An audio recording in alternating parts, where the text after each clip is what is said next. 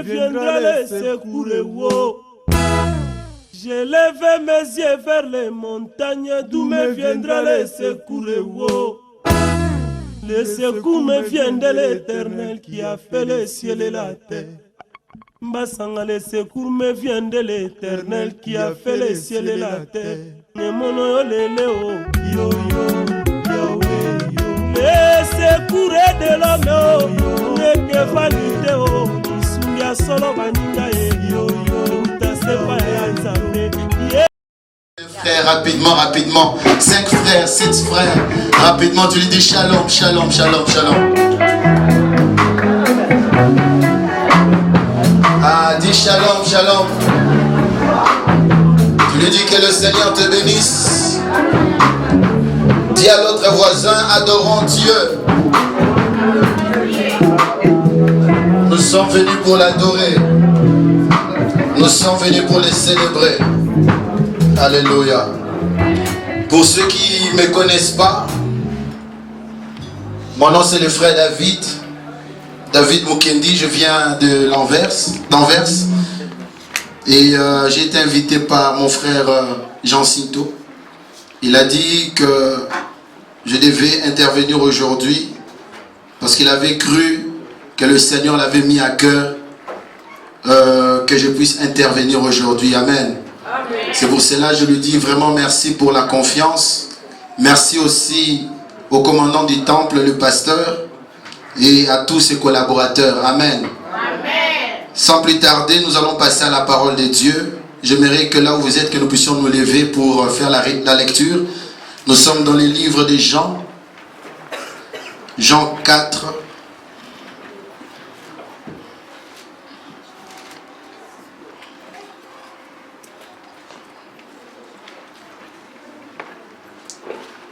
Jean 4.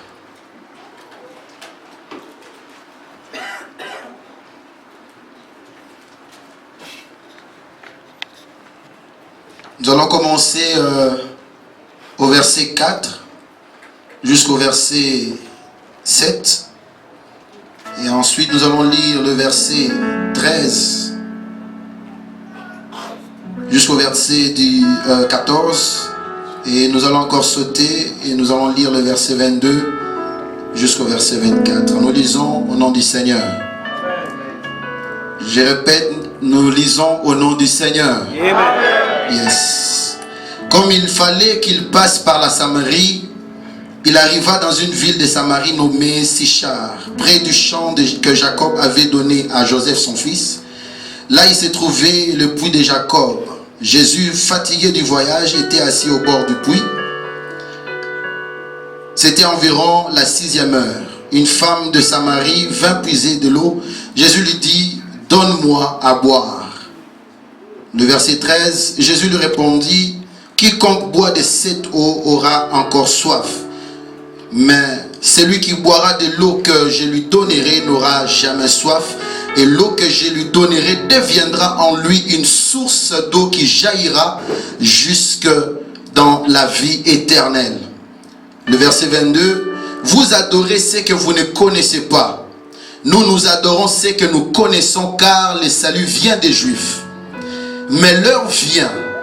Est-ce que tu peux dire avec moi, l'heure vient? Et elle est déjà venue, où les vrais adorateurs adoreront le Père en esprit et en vérité. Car ce sont là les adorateurs que le Père demande. Dieu est esprit et il faut que ceux qui l'adorent en esprit et en vérité. Le deuxième passage, nous sommes dans les livres de Zacharie. Zacharie 14.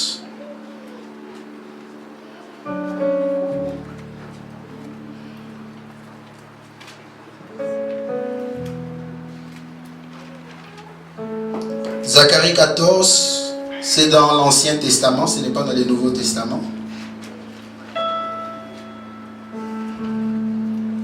14, nous allons lire le verset 16 et le verset 17. La Bible dit, tous ceux qui resteront de toutes les nations venues contre Jérusalem monteront chaque année pour adorer le roi, l'Éternel des armées, et pour célébrer la fête des tabernacles. s'il y a des familles de la terre qui ne montent pas à Jérusalem pour adorer le roi, l'Éternel des armées, la pluie ne tombera pas sur elles. Le verset 18, si la famille d'Égypte ne monte pas, si elle ne vient pas, la pluie ne tombera pas sur elle, elle sera frappée de la plaie dont l'Éternel frappera les nations. Nous pouvons nous arrêter là et nous acclamons pour le Seigneur.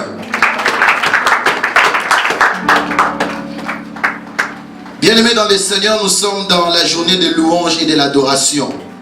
Je ne sais pas s'il y a un frère, une sœur qui est vraiment motivé à adorer le Seigneur comme il n'a jamais adoré ce soir. Je ne sais pas s'il y a de vrais adorateurs en ces lieux.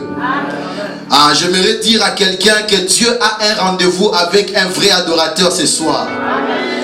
J'aimerais dire à quelqu'un que Dieu a un rendez-vous avec toi ce soir. Dis à ton voisin, ne rate pas cette occasion, ne rate pas cette occasion. J'aimerais avant de commencer parler un tout petit peu de l'adoration et de la louange, parce que nous sommes dans la journée de la louange et de l'adoration. Amen. Alors, c'est quoi l'adoration? L'adoration, c'est admirer et contempler le Seigneur. L'adoration, c'est admirer, contempler son Créateur. L'adoration, c'est dire ce que Dieu est pour toi. L'adoration, c'est de dire à Dieu ce que Dieu est réellement pour toi. Mais au-delà de cela, c'est aussi exprimer ce que Dieu est pour toi. Par des paroles, par des cris, par des gestes, par la danse. Tu peux aussi l'adorer. Parce que si nous disons que l'adoration, c'est seulement le fait de dire ce que Dieu est pour toi, alors le muet. Qu'est-ce qu'on pourra dire de muet? Ceux-là qui n'arrivent pas à parler. Est-ce qu'eux sont disqualifiés pour adorer le Seigneur? Non. L'adoration, c'est exprimer à Dieu, c'est exprimer à son Créateur ce que tu sens réellement pour lui. Est-ce que je parle à quelqu'un ce soir? Et par rapport, et pour l'adoration, l'adoration c'est une chose, c'est un service qui se conjugue toujours dans les temps présents. Je dois le répéter. L'adoration se conjugue toujours dans les temps présents. L'adoration ne peut jamais être conjuguée dans les temps futurs. Parce que l'adoration, c'est toujours l'affaire d'aujourd'hui. Dis à ton voisin, il s'agit d'aujourd'hui. L'adoration que tu avais fait hier, il ne faut pas le considérer aujourd'hui. L'adoration d'hier est déjà passée. L'adoration de demain doit encore arriver. Mais l'adoration d'aujourd'hui, bien-aimé, j'aimerais lorsque tu vas adorer le Seigneur, que tu puisses le faire avec tout ton cœur. Est-ce que je parle à quelqu'un ce soir? Dis à ton voisin, il s'agit d'aujourd'hui, aujourd'hui, aujourd'hui. La louange, c'est quoi? C'est de dire à Dieu, proclamer et confesser ce que Dieu a fait pour toi. La louange, c'est de dire et de confesser et de proclamer ce que Dieu fait pour toi. L'adoration est également de dire et de confesser ce que Dieu fera pour toi. Par rapport à l'adoration, la louange peut être conjuguée dans 3 temps différents. Tu peux le louer pour ce qu'il a fait pour toi dans ta vie. Il y a 5 ans passés, tu étais malade. Le Seigneur t'a donné la guérison. Tu peux le louer pour cela aujourd'hui. Est-ce que je parle à quelqu'un? Tu peux aussi louer le Seigneur pour ce qu'il est en train de faire pour toi aujourd'hui. Tu t'es levé sans faire un effort. Mais le Seigneur t'a fait grâce. Le Seigneur t'a donné le souffle de vie gratuit. Il y a d'autres qui sont sur les lits des hôpitaux. Ils ont besoin des appareils, des oxygènes. Mais toi, ton appareil d'oxygène, c'est la grâce de Dieu dans ta vie. Tu peux aussi louer le Seigneur pour ce qu'il fera dans ta vie. Sans pour autant voir ce qu'il a fait. Sans pour autant attendre ce qu'il a fait. Mais tu crois qu'il fera de grandes choses dans ta vie. Et tu peux le louer par rapport à cela aujourd'hui. Est-ce que je parle à l'église? Est-ce que je parle aux jeunes de Bruxelles en ce lieu? Bien-aimé dans le Seigneur, la louange, tu peux aussi louer le Seigneur pour ce qu'il fera dans ta vie. Est-ce que tu l'as vu? Non, mais tu le crois. Pourquoi? Parce que Dieu est capable de te précéder même dans ton avenir, pour te bénir dans ton avenir et venir dans le présent, te donner une prophétie qu'il va te bénir dans les jours prochains. Oh my God. Est-ce que je parle à l'église ce soir? Est-ce que je peux avancer ce soir? Pour louer Dieu, nous avons besoin que Dieu puisse faire quelque chose pour les louer. Amen. Mais pour adorer Dieu, nous n'avons pas besoin que Dieu puisse faire quelque chose, mais nous avons juste besoin qu'il soit Dieu pour être adoré. Amen. Est-ce que je parle à l'église? Tu n'as pas besoin que Dieu puisse faire quelque chose dans ta vie pour l'adorer ce soir. Mais pour le louer, tu as besoin qu'il puisse faire quelque chose dans ta vie. Et même si tu n'as pas vu cela se matérialiser aujourd'hui, tu peux quand même le louer. Pourquoi? Parce qu'il est celui qui te précède dans tes combats. La louange est toujours liée au mouvement de la main de Dieu. Mais l'adoration est liée à la personne de Christ, à la personne de Dieu, à sa personnalité, à sa manière d'être et à son caractère. L'adoration est liée à la personne, mais la louange est liée au mouvement de la main. Est-ce que je parle à l'église ce soir? Pour louer Dieu, tout le monde peut louer. Que tu sois un homme, une femme, que tu sois même les arbres, la mer, tout peut louer Dieu. Même la Bible dit que tous ceux qui respirent louent le nom de l'Éternel. Tout le monde peut louer Dieu. Mais pour adorer, ce n'est pas tout le monde qui peut adorer. Pourquoi? Parce que l'adoration demande une intimité avec Dieu. L'église l'a raté. Je dois le répéter. Pour louer Dieu, tout le monde peut louer Dieu en ces lieux. Même les arbres. Mais pour adorer son créateur, tu as besoin d'avoir une intimité avec ton créateur. Parce que si tu n'as pas une intimité avec ton créateur, tu ne peux pas l'adorer. À ce moment-là, ton adoration devient limitée. Est-ce que je peux avancer? À ce moment-là, ton adoration devient limitée. Alors si tu n'as pas de l'intimité avec ton créateur, ton adoration est limitée. Est-ce que je parle à quelqu'un ce soir? Mais laisse-moi te dire ce soir qu'aujourd'hui tu ne vas pas seulement louer le Seigneur, mais tu vas aussi l'adorer. Pourquoi? Parce que tu n'es pas un objet, tu n'es pas un animal seulement pour le louer, mais tu vas aussi l'adorer parce que tu es image et ressemblance de celui que tu vas adorer aujourd'hui. Bien-aimé dans le Seigneur, je suis venu parler aux vrais adorateurs ce soir. Si tu es un vrai adorateur, laisse-moi te dire que tu finiras par ressembler ton Créateur. Tu finiras par lui ressembler. Car la Bible me dit, tel qu'il est, tel que nous sommes. Tel qu'il est, tel que nous sommes. Tel qu'il est, tel que nous sommes. Amen. Si tu es un vrai adorateur, tu seras capable de voir des choses que les autres ne voient pas. Ah. Si tu es un vrai adorateur, tu es capable de reconnaître l'identité de Christ lorsqu'il marche sur les eaux. Pendant que les autres vont crier, c'est un fantôme, l'adorateur regarde et dit non, c'est Christ qui marche. C'est Christ qui est en train d'avancer. C'est Christ qui est en train d'avancer.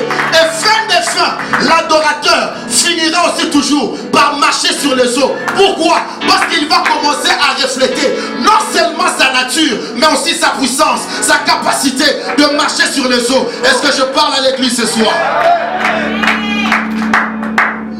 Demande à ton voisin, est-ce que tu es un vrai ou tu es un faux? Lorsque tu adores le Seigneur, laisse-moi te dire que le Seigneur te fait entrer dans la domination. Lorsque tu adores le Seigneur te fait entrer dans la domination. Pourquoi? Parce que tu n'étais pas seulement appelé pour lui ressembler, mais tu étais aussi appelé pour dominer.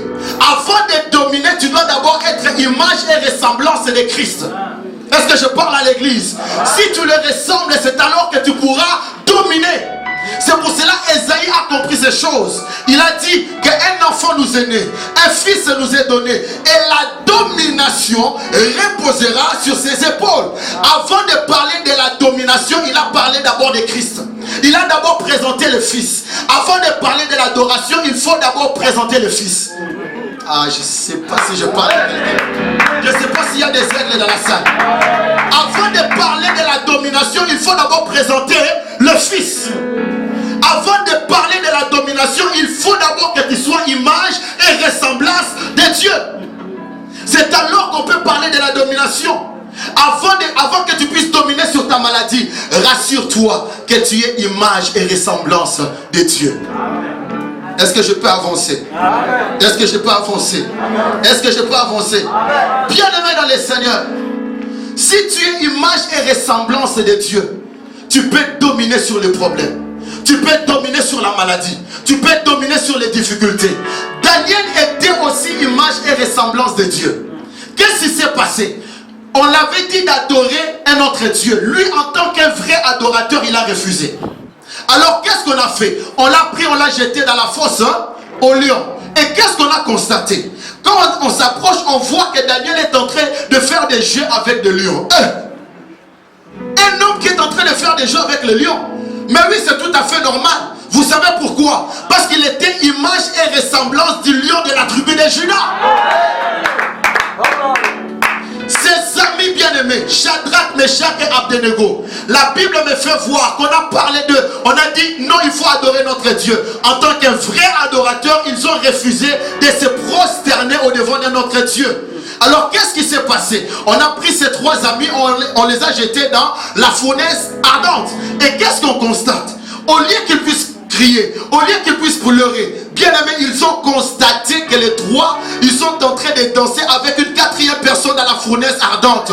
Vous savez pourquoi? Parce qu'ils étaient image et ressemblance du feu dévorant. Est-ce que je parle à l'église ce soir? Est-ce que je parle à l'église ce soir? Est-ce que je peux prêcher comme je le sens ce soir?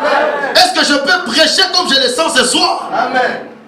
Bien aimé dans les Seigneurs, notre thème d'aujourd'hui, c'est le vrai adorateur que le Père cherche. Lorsque nous parlons de vrai, il y a aussi des faux. Lorsque nous parlons de vrai, il y a aussi des faux. Parce que s'il n'y avait pas de faux, on allait dire seulement les adorateurs que Dieu cherche. Mais si Jésus a spécifié le vrai adorateur que le Père cherche, donc c'est qu'il était conscient qu'il y avait aussi des faux. Est-ce que je peux avancer? Bien aimé, lorsque nous parlons des vrais adorateurs, les vrais adorateurs, ce sont ceux-là qui connaissent Dieu. Ce sont ceux-là qui connaissent les cœurs de Dieu. Le faux adorateur connaît la main de Dieu, sans pour autant connaître les cœurs de Dieu.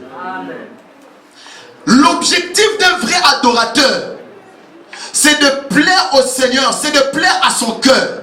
Mais l'objectif d'un faux adorateur, c'est seulement de recevoir ce que Dieu va libérer dans sa vie.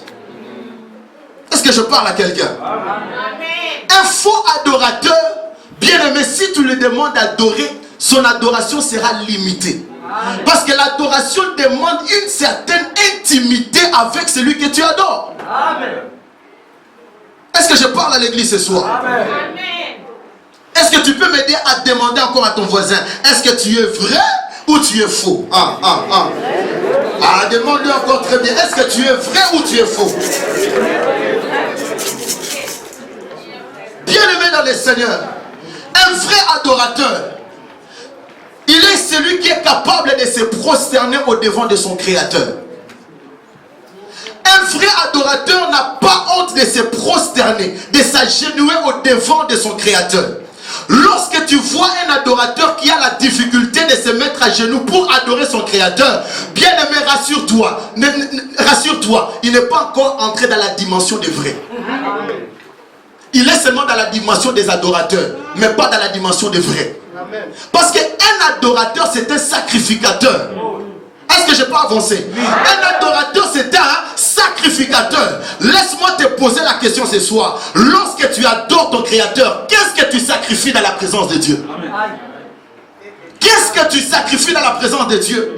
Au lieu de passer ton temps devant Facebook, Instagram, Twitter, Snapchat, bien aimé, au lieu de passer tout ton temps de le faire, passe plutôt ton temps à Snapchatter ton temps devant la présence de Dieu. Est-ce que je parle à quelqu'un? Au lieu d'être devant Facebook, regardez, celui-ci a posté quelle photo, celui-ci a posté quelle photo, celui-ci a posté quelle photo, bien aimé, prends ton temps et rassure.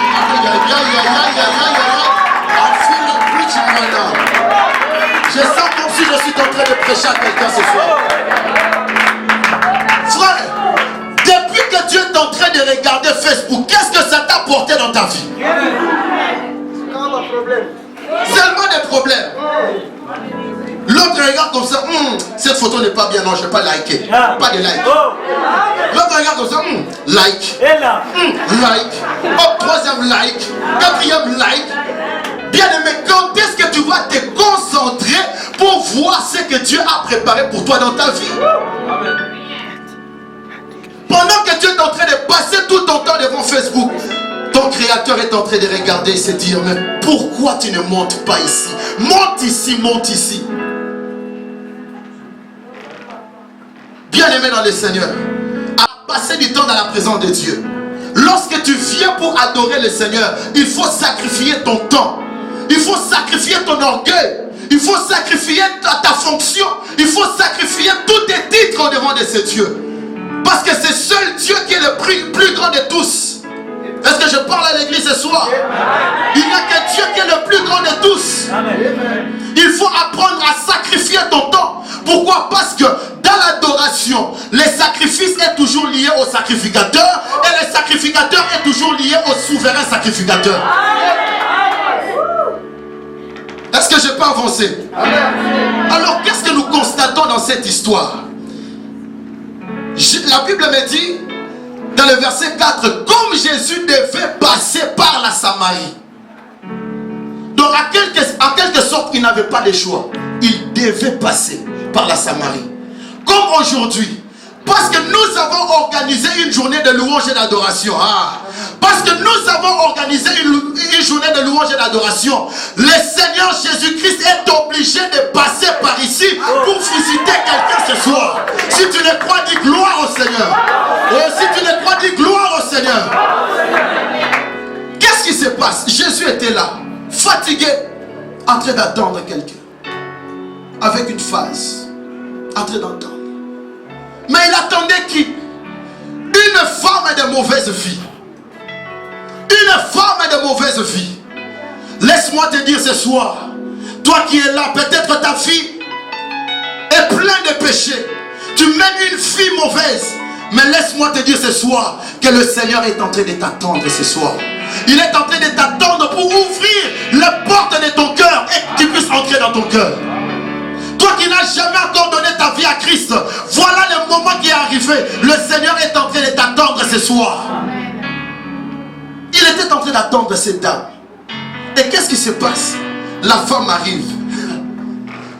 Bien aimé, la Bible me dit, Jésus a parlé directement, il a dit, donne-moi à boire. Oh, quelle précipitation! Est-ce que tu peux dire avec moi, quelle précipitation? Pourquoi je l'ai dit? Nulle part dans la Bible tu vas voir où Jésus avait rencontré cette dame. Normalement, dans une conversation, surtout quand tu abordes quelqu'un que tu ne connais pas, la première des choses à faire c'est quoi? De te présenter. Au moins ça. Mais lui, il ne s'est même pas présenté. Il est allé droit au but. Comme on le dit à Marseille, droit au but. Il n'est même pas passé par des courbures. Non, directement, donne-moi à boire. Bien aimé, vous savez pourquoi? Parce que lorsqu'il s'agit de l'adoration, Dieu est toujours pressé de les recevoir. Il n'a pas besoin de passer par la présentation. Il a besoin de passer par la révélation pour se présenter par après. Est-ce que je parle à quelqu'un ce soir? Dieu a brisé tous les protocoles de conversation. Il n'a pas commencé avec la présentation. Bonjour, je m'appelle Jésus, je viens de ceci, cela. Et est-ce que je peux te demander? Non, il a brisé tous les protocoles. Pourquoi? Dans l'adoration, Dieu n'a pas besoin de protocole. Il a besoin de sa nourriture. Il a besoin de l'adoration. Et l'adoration, c'est les repas du Seigneur. Lorsque tu adores Dieu, bien-aimé, fais-le avec tout ton cœur, avec toute ton âme, avec toute ta force. Pourquoi? Parce que c'est la nourriture de Dieu. C'est le repas préféré de Dieu. Est-ce que je parle à quelqu'un? C'est le repas préféré de Dieu. C'est pour cela, lorsque tu l'adores, rassure-toi que tu le fais avec tout ton cœur. Pourquoi? Parce que l'adoration, c'est l'eau qui rafraîchit le cœur de Dieu. Je dois le répéter. L'adoration, c'est l'eau qui rafraîchit le cœur de Dieu. Alors lorsque tu adores, le cœur de Dieu est rafraîchi et par conséquent, il va aussi rafraîchir ta vie au moyen du Saint-Esprit de Dieu. Est-ce que je parle à l'église ce soir? Lorsque tu rafraîchis le cœur de Dieu par ton adoration ce soir, il va rafraîchir aussi ta vie certainement aujourd'hui. Qu'est-ce qui se passe? La femme dit, comment est-ce que tu peux me parler comme ça? Est-ce que toi tu veux dire que tu es plus grand que Jacob? Et commence à dire, mais est-ce que tu sais que tu ne peux pas me parler de cette manière? Parce que le Samaritain et les Juifs, normalement il n'y a pas de contact. Bien aimé, elle était en train d'essayer de donner les cours d'histoire à Jésus. Mais elle ne savait pas qu'elle était devant un historien de toutes les époques. Elle ne savait pas qu'elle était devant un historien de tous les temps. La Bible l'appelle qu'il est le maître des temps et des... Donc il connaît. Je ne sais pas si je parle à quelqu'un ce soir. Il pensait donner les cours d'histoire. Mais Jésus était venu pour corriger son adoration, pour orienter son adoration vers celui qui le mérite de le recevoir. Parce que son adoration était liée à Jacob à cause du puits qu'il les avait laissés. Mais lui, il a dit que l'heure vient et elle est déjà venue. Oh my God. Où les vrais adorateurs? Je ne sais pas si je parle aux vrais adorateurs en Seigneur. Je ne sais pas si je parle aux vrais adorateurs en Seigneur. Où les vrais adorateurs l'adoreront en esprit et en vérité. Comment est-ce que tu peux faire pour adorer ces dieux en esprit et en vérité? Je suis presque à la fin de mon message. Jésus a dit que l'heure vient et elle est déjà venue. Oh, mais quand est-ce que l'heure est déjà arrivée parce qu'elle venait? Est-ce que je peux avancer? Quand est-ce que l'heure était déjà arrivée? Parce que c'était en route. Lui-même il a dit l'heure et elle est déjà arrivée. Oh, c'est arrivé comment? C'est parce que j'ai dit, comme j'ai dit au début, l'adoration c'est toujours l'affaire d'aujourd'hui. L'adoration c'est l'affaire d'aujourd'hui. L'heure vient, elle est déjà venue où les vrais adorateurs adoreront. Il n'a pas dit où les vrais adorateurs adorera, il a dit adoreront. Quand il s'agit de vrais adorateurs, c'est toujours une affaire de l'assemblée. C'est vrai que tu peux adorer ton Dieu dans ta chambre, c'est bien. Mais lorsque nous sommes unis, le feu sera encore beaucoup plus glorieux. Où les vrais adorateurs l'adoreront en esprit et en vérité. Car Dieu est esprit. Et il faut que tous ceux qui l'adorent, l'adorent en esprit et en vérité. Comment est-ce que tu peux adorer Dieu en esprit et en vérité? Je vais vous donner deux secrets. Le premier secret, tu dois avoir le Saint-Esprit de Dieu en toi pour l'adorer. Pourquoi? Parce que le Saint-Esprit de Dieu est Dieu lui-même. Est-ce que je peux avancer? Le Saint-Esprit de Dieu est Dieu lui-même. Alors, quand on parle de la vérité, heureusement, il y a quelqu'un qui s'était déjà présenté. Il a dit, je suis le chemin.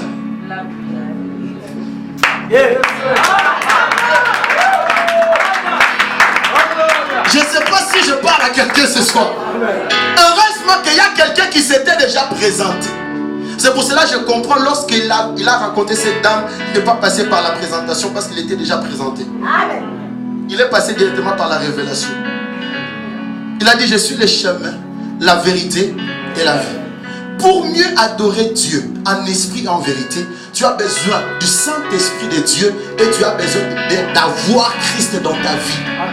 C'est alors que ton adoration pourra être exaucée par Dieu. Pourquoi? Parce que le Saint-Esprit de Dieu connaît la volonté parfaite de Dieu. Le Saint-Esprit de Dieu connaît le goût préféré de Dieu. Le Saint-Esprit de Dieu connaît comment orienter ton adoration. Le Saint-Esprit de Dieu connaît la code des routes pour ton adoration, afin que ça puisse entrer directement dans les sanctuaires de notre Dieu. Pour mieux vous effleurer cela, la Bible me fait voir que Isaac était arrivé déjà presque à la fin. Il voulait mourir. Il a dit à son fils, l'aîné, Ésaü, il a dit, prépare-moi à manger. Chose étrange. Le père dit au fils, prépare-moi à manger comme j'aime. Prépare-moi à manger, dans notre version on dit à mon goût. Aïe. Aïe. Ce qui m'étonne, normalement nous les enfants, comme nous sommes ici, je parle des jeunes, hein, je ne parle pas de papa, des enfants comme nous sommes ici, ceux-là qui sont mieux placés, ceux-là qui connaissent que quand il s'agit de plats préférés de papa, qui est la personne la mieux placée? Qui est la personne la mieux placée? C'est maman, non? Il dit à Ésaü, Ésaü va me chercher à manger, tue-moi les gibiers et tout. Qu'est-ce qu'il fait? Il part. Il part à la chasse, en train de poursuivre les gibiers, Rebecca a écouté, elle a appelé son petit frère, elle a dit, hey, viens, regarde. Que non, Moussigate, il parle pas loin.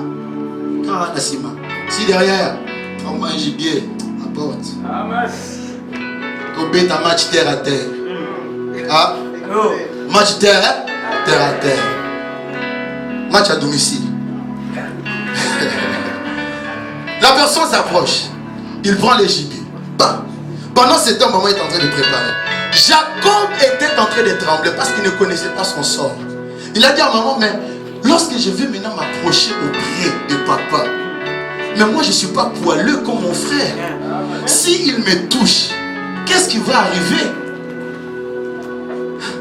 Heureusement que la maman connaissait toutes ces choses. Elle a dit, oh, n'ayez pas peur. Il a pris la peau d'un chevreau, l'a tué, l'a donné les vêtements d'Ésaü. La Bible dit le plus beau vêtement d'Ésaü, il a pris, il a donné à Jacob. Et il a pris la peau, il l'a mis jusqu'à dans le mur. Alors lorsqu'il avançait, il dit, papa, je suis là. Oh, Isaac a dit, oh, c'est qui? Il a dit, oh, c'est moi, Ésaü. Il dit, j'attends la voix de Jacob. Mais peut-être mes oreilles ne font pas encore bien. Approche un peu, que je puisse dire. Pendant ce temps, Jacob était en train d'avancer. Il ne connaissait pas son sort. C'était soit ça passe, soit ça. Il s'approche. Alors lorsque Isaac a touché Jacob, il a senti que, ça c'est Ésaü. Ça c'est Ésaü. Après, qu'est-ce qui s'est passé? Après avoir mangé, il a commencé à bénir celui qui ne méritait pas d'être béni. Qu'est-ce que cela veut dire? Dans l'adoration, la personne qui joue le rôle de Rebecca, c'est le Saint-Esprit. Dans l'adoration, le rôle de Dieu, c'est par rapport à Isaac. Lorsque nous nous approchons auprès du Père avec le repas. Avec quel repas? Que le Saint-Esprit de Dieu a préparé. Pourquoi? Parce que le Saint-Esprit connaît les goûts du papa. Il connaît les goûts du père. Il connaît les goûts du père. Il connaît les goûts du père. Et lorsque nous nous approchons auprès de lui, oh my God, la Bible me fait voir. La Bible l'appelle qu'il est l'agneau de Dieu immolé. Jésus-Christ, notre Yahya, notre aîné, il était mort pour nous à la croix de Golgotha. Et c'est à partir de lui que nous pouvons nous approcher auprès du Père avec le repas du Saint-Esprit. Et lorsque nous allons nous approcher auprès de lui, bien aimé, même si Dieu peut entendre, non, ça c'est la voix de David. Il avait péché hier, mais malgré ça, ça ne va pas l'empêcher de dire approche encore, que je puisse te toucher. Et lorsque tu vas t'approcher, lorsque le Seigneur va commencer à te regarder, il ne va pas te voir, mais il va voir Jésus-Christ dans ta vie, le sang précieux de Jésus qui est sur toi. Est-ce que je parle à l'église? Est-ce Est-ce que je parle à l'église? Bien-aimé dans le Seigneur, est-ce que tu as raison pour l'adorer? Oui, certainement tu as raison pour l'adorer. Parce qu'il est le roi de gloire, le Seigneur des seigneurs, le Dieu tout-puissant. Même dans l'alphabet, on le connaît. Même l'alphabet reconnaît qu'il est Dieu. Hein? Même dans l'alphabet, il reconnaît qu'il est Dieu. Dans la lettre A, on l'appelle Adonai. Oh my God. Dans la lettre A, on l'appelle Adonai. La lettre B, on l'appelle le bon berger. Oh my God. La lettre C, il est appelé Christ. La lettre C, il est appelé le chemin. Je ne sais pas si je parle à un frère adorateur ce soir. La lettre E, on l'appelle, il est Emmanuel. Il est Emmanuel. Il est Emmanuel.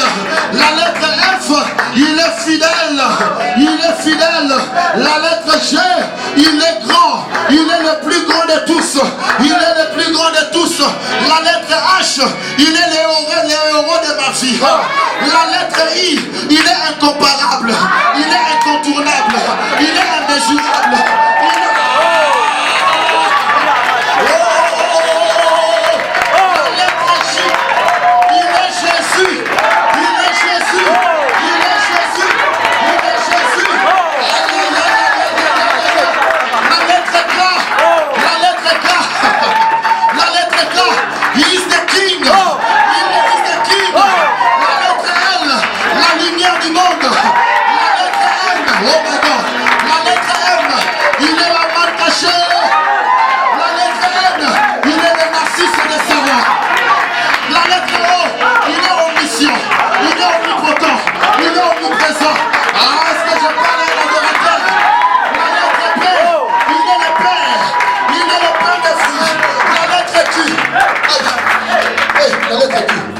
Yes, Seigneur.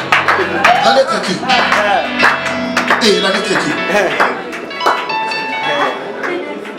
La lettre Q. Il est la quatrième personne dans la fournaise d'Adam. La lettre R, il est le roi des rois. La lettre S, il est saint.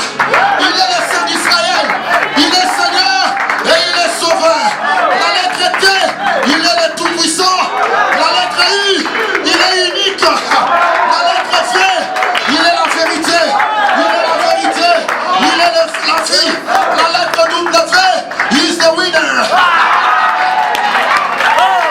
lettre X, il est exénophile. Oh, la lettre Y, il est Yahweh. La lettre Z, il est Zengamamba.